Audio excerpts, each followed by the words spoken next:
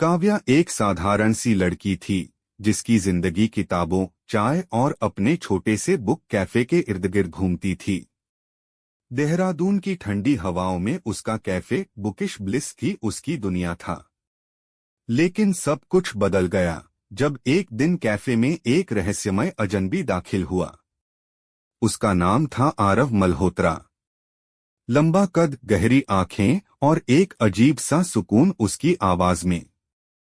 आरव हर दिन आने लगा, वही किताब, वही टेबल, और धीरे धीरे काव्या की दुनिया में कुछ अजीब सी हलचल शुरू हो गई। तुम हर दिन यही किताब क्यों पढ़ते हो? काव्या ने मुस्कुराते हुए पूछा। आरव ने बिना नजर उठाए जवाब दिया, क्योंकि हर बार इसे पढ़ते हुए कोई नया चेहरा दिखता है, जैसे हर बार तुम थोड़ी अलग लगती हो। काव्या मुस्कुरा दी, लेकिन उसके दिल की धड़कन तेज हो गई थी। काव्या और आरव की मुलाकातें अब सिर्फ किताबों तक सीमित नहीं थीं। वे लंबी वॉक पर जाते, पहाड़ों की चाय पीते और एक दूसरे के अतीत की बातें करते।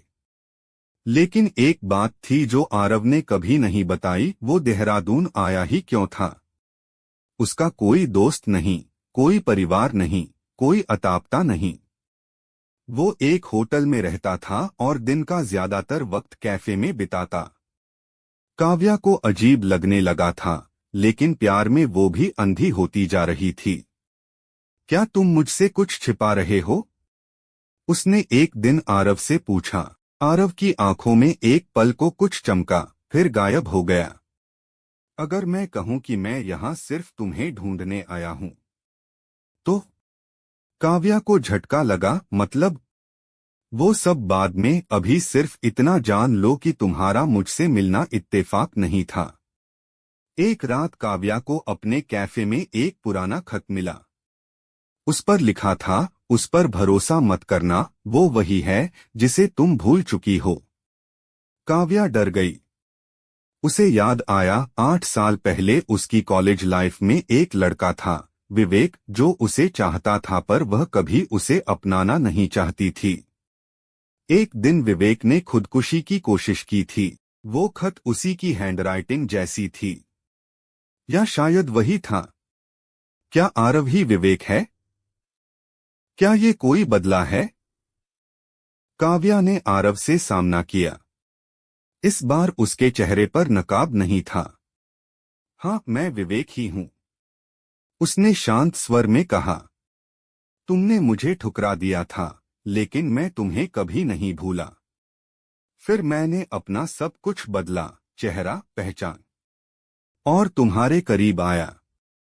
लेकिन क्यों? काव्या की आंखों में आंसू थे। क्योंकि मैं जानना चाहता था, क्या तुम मुझे वैसे ही प्यार कर सकती हो जैसे मैं तुम्हें करता हूं, बिना मेरे अतीत को? काव्या को समझ नहीं आ रहा था कि वो क्या करे। उसने जिसे दिल दिया वो उसका अतीत था, लेकिन क्या वो वर्तमान में उसके लिए सच में बदल चुका है? कुछ दिनों तक काव्या ने आरव से दूरी बना ली। फिर एक दिन आरव आखिरी बार कैफे में आया, एक नोट छोड़ गया। अगर तुम चाहो तो हम दोबारा शुरू कर सकते हैं, इस बार बिना झूठ और बिना छलावे के। इंतजार करूंगा, आरव बटा विवेक। काव्या उस नोट को देर तक देखती रही और फिर दरवाजे की ओर बढ़ी। छलावा, प्रेम या धोखा?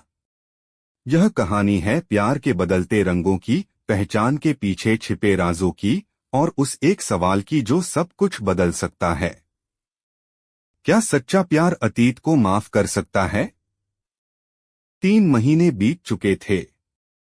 देहरादून में सर्दियां लौट आई थीं, पर काव्या के दिल में गर्मियों का तूफान अब भी चल रहा था।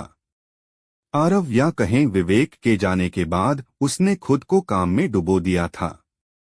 लेकिन वो नोट, वो अब भी उसके तकिए के नीचे पड़ा था। एक शाम जब कैफे लगभग बंद हो चुका था, दरवाजा फिर से खुला। आरव वापस आ गया था। उसके चेहरे पर पछतावे की लकीरें थीं और आंखों में वही पुरानी सच्चाई। मैं वापस आया हूं, पर इस बार सिर्फ तुम्हारे लिए नहीं। काव्या की सांसें थम गईं। इस बार और कौन है तुम्हारे साथ? आरव के साथ एक 9 साल का लड़का था। आरव का बेटा अयान, ये मेरा बेटा है, लेकिन तुम्हारा नहीं। आरव ने कहा, मानो किसी गहरे बोझ को हल्का कर रहा हो। जब तुम कॉलेज से गई थी, मेरे साथ बहुत कुछ हुआ, कुछ अच्छा कुछ बुरा। पर एक लड़की थी, सिया। हम करीब आए, शादी नहीं हुई, लेकिन अयान आया। फिर वो एक एक्सीडेंट में चली गई। काव्या के लिए ये सुनना आसान नहीं था। वो अभी तक अतीत से उभरी नहीं थी, और अब यह वर्तमान। तो अब तुम मुझे और अपने बेटे को एक साथ जिंदगी में जगह देने आए हो? नहीं, मैं बस चाहता हूं कि तुम जानो कि मैंने सब कुछ झूठ नहीं कहा था। जैसे जैसे दिन बीतते गए, काव्या और अयान के बीच एक खास रिश्ता बनने लगा। पर उसी दौरान कैफे में एक नई लड़की आई, तेज, स्मार्ट और कुछ ज्यादा ही जानी पहचानी सी रिया ठाकुर। रिया ने खुद को एक ट्रैवल ब्लॉगर बताया, लेकिन उसका आरव से व्यवहार कुछ और ही इशारा कर रहा था। क्या तुम रिया को पहले से जानते हो? काव्या ने एक दिन आरव से पूछा। आरव ने इनकार किया, लेकिन उसकी आंखें कुछ और कह रही थीं।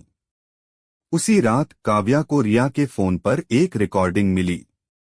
आरव की आवाज, तुम अब भी पीछे क्यों पड़ी हो? मैंने तुमसे कहा था सब खत्म हो गया है। क्या आरव ने अब भी कुछ छिपा रखा है? रिया ने अगली सुबह खुद सब बताया। मैं सिया की बहन हूं, और मैं नहीं मान सकती कि उसकी मौत सिर्फ एक हादसा थी। आरव के पास जवाब हैं, लेकिन वो चुप है। काव्या को अब सब समझ आने लगा था। ये सिर्फ प्यार या धोखे की कहानी नहीं थी, ये एक अधूरे सच की तलाश थी।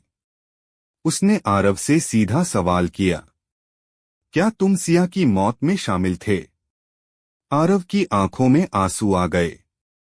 नहीं, लेकिन मैं उसकी जान बचा सकता था और मैंने नहीं बचाई, क्योंकि मैं डर गया था। अब काव्या के सामने दो रास्ते थे, एक आरव को हमेशा के लिए छोड़ देना, या दूसरा उसके सच को स्वीकार कर उस अधूरे इंसान को फिर से जोड़ना। काव्या ने फैसला किया, सच्चाई जानना मुश्किल होता है, लेकिन झूठ के साए में जीना उससे भी कठिन। उसने आरव और अयान के साथ एक नई शुरुआत करने की सोची, लेकिन इस बार शर्तों के साथ। अगर इस रिश्ते में एक भी झूठ और निकला, तो ये आखिरी मुलाकात होगी।